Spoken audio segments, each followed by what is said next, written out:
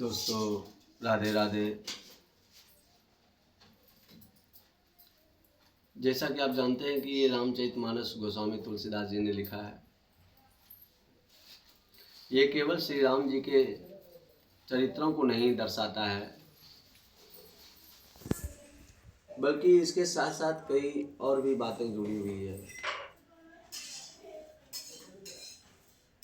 इन्होंने श्री राम जी के चरित्र को दर्शाते हुए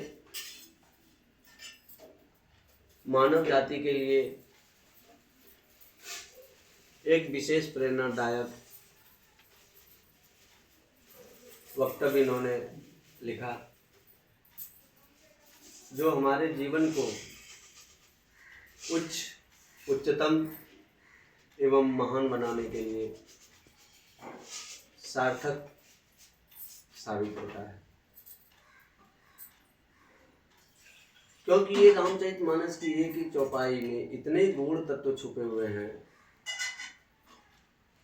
अगर इसका एक भी चौपाई आप अपने जीवन में धारण कर लेते हैं तो आपका वो जीवन नहीं, एक मूल्यवान, एक चरित्रवान, एक आदर्शवान और एक समाज में अपने आप को बहुत ऊंचाई तक ले जाने का काम करता है। इस रामचरितमानस से हमने बहुत कुछ सीखा है। बाबा ने लिखा कि बिनु सत्संग विवेक न होई, राम कृपा बिनु सुलभ न सोई। सत्संगत मुद मंगल मूला, सोई फल सिद्धि साधन सब हुआ। बिना सत्संग के ज्ञान नहीं होता है बंधुओं। ज्ञान के लिए आपको सत्संग जाना ही पड़ेगा। सत्संग आप कहीं भी कर सकते हैं, घर में,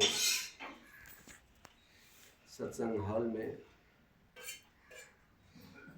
किसी भी तीर्थ स्थान पे जाकर। और सबसे बड़ी जो बात है, अपने जीवन को मूल्यवान बनाने के लिए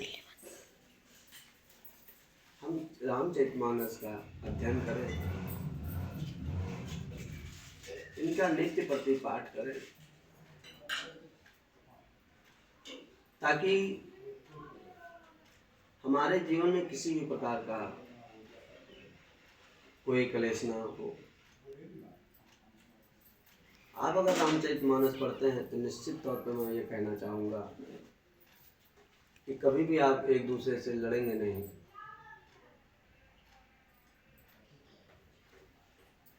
क्योंकि राम जी के पास इतनी बड़ी